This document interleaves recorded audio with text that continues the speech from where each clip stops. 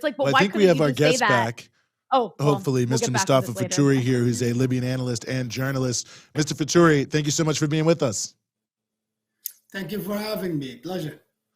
Well, the pleasure is all ours. And, you know, I mean, there's so many things I want to ask and say, but, you know, one of the things that has really stood out to me the most in the whole conversation around Ukraine has been the conversation about NATO is only a defensive alliance. It's just to protect Western Europe. It's, you know, never done anything wrong.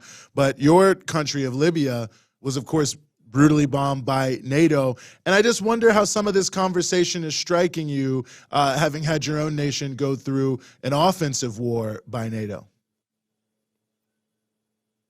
Well, it comes true as a total hypocrisy in the part of the West, unfortunately, and they are telling something and they are doing something different.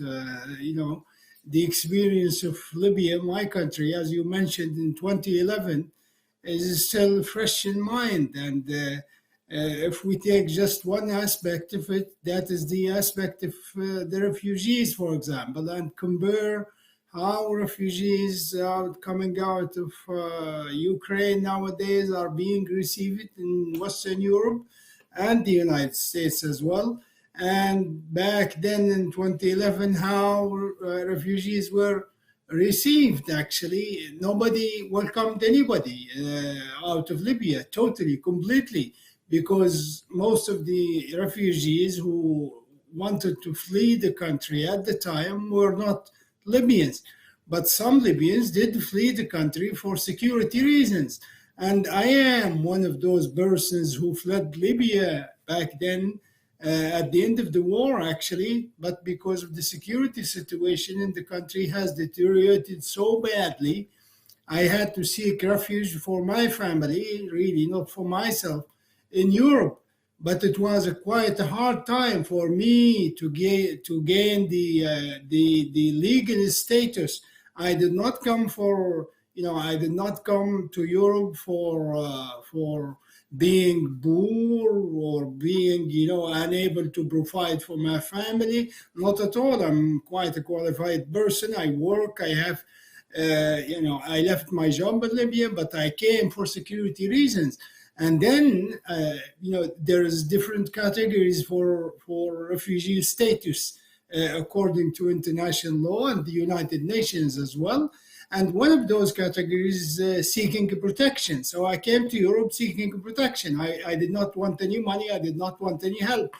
Yet I had a very hard time. I had to spend the first 2 years like any other illegal immigrants, despite the fact that I have my own means and I am not in need of any financial help in that sense. So that's one aspect of it. The second aspect of it, which is comparable also to what is happening in Ukraine, is the fact that NATO has always claimed back then that it intervened in Libya to protect civilians and to stop the regime killing the civilian population in Libya. That was completely untrue. It was a big lie, and still today a big lie.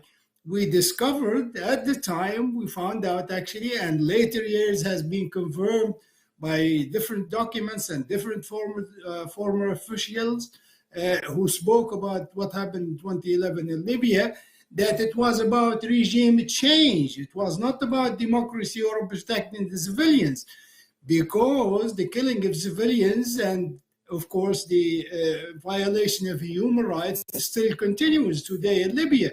But because the regime in Libya nowadays is pro-Western, is actually helped by NATO and the United States, they don't say much about it. They don't talk about it. And in the same context, NATO always said it's a defensive alliance protecting democracy and freedom of choice for its members. Well, what it has been doing over the last 2 decades when it comes to Europe and expanding eastwards closer to the Russian border does not, comply or does not actually profess to the claims being made by by NATO. What we are seeing today is actually in the Ukraine context. I think it's much more about Ukraine. It's actually and principally between the United States and the NATO alliance, of course, and Russia. And why should Russia keep quiet when NATO forces are close to its own door? Why should they? Why should they sit there? Plus the fact, well, we always have to remember that war is evil wherever it is. We have experienced war almost, for the last 30 years in the Middle East and North Africa in one way or the other. And then, but there are facts that you cannot just overlook when it comes to the current situation in Ukraine. Ukraine has always, joining NATO has always been a problem for the Russians. And the Russians rightly have their own legitimate security concerns when it comes to NATO getting closer to their borders. Yes, please. I'm curious about, when we look at what's happening in Ukraine, we see a lot of the European countries, the NATO countries saying that we have to protect Ukraine to protect freedom and democracy and Western values. But in fact, Ukraine is actually one of the most, I think the most corrupt country in Europe, if I'm not mistaken. It was ranked that way. Also, the leadership there, Volodymyr Zelensky, the hero of the world right now, wasn't exactly the most democratic person. He was getting rid of opposition media, getting rid of opponents. And so with that in mind, I want to go back to Libya for a moment, because what we heard from the European countries like France and the UK, as well as the US, back in 2011, is that we had to do a no-fly zone. We have to do a no-fly zone in Libya to protect freedom and democracy from this evil dictator. Obviously, we look at Libya now, and it's not a free and democratic place. There's a lot of chaos. There's different, warlords controlling this or that territory. So I'm curious, from your perspective, why did some European countries like France and the UK seem so eager to overthrow Gaddafi? Because obviously, it wasn't for democracy and freedom. No, not at all. It had nothing to do with democracy. It had nothing to do with freedom. It had nothing to do with the protection of the Libyan civilians who were supposedly, as claimed by Western media, taking to the streets in mass numbers, to protest against Gaddafi. That was not true. But I can tell you 3 reasons why the United States, NATO countries, as well as some regional powers like Turkey wanted to get rid of Gaddafi. First of all, you have to look at the map of Africa in relation to the rest of the world, especially Europe, and you will see Libya is in the middle of the African coast and the Mediterranean Sea, very, very close to Europe, and it's a connection point between southwest and east, of course, the Middle East. Second of all, Libya is a top producer of oil in the world and has the 3rd largest reserves in the world. Not yet exploited, about 48 billion barrels, not yet touched. And of course, 40 years of Gaddafi has been a hell for the West, whether it comes to the Palestinian issue or it comes to the African resistance to the colonial powers like Portugal, like the apartheid system in South Africa, like Namibia, like Zimbabwe, like Zambia, like you name it. Gaddafi has always been supporter of those liberation movements. He has been supporting for the Palestinian cause, for example, ever since he came to power. So plus another dimension to the Libyan-African relationship that irritated the French to so much that it irritated Mr. Sarkozy, who was president of France in 2011, to take the decision that Gaddafi should go, is the fact that Gaddafi was the initiator actually of the African Union. Don't forget that the African Union was announced in Libya.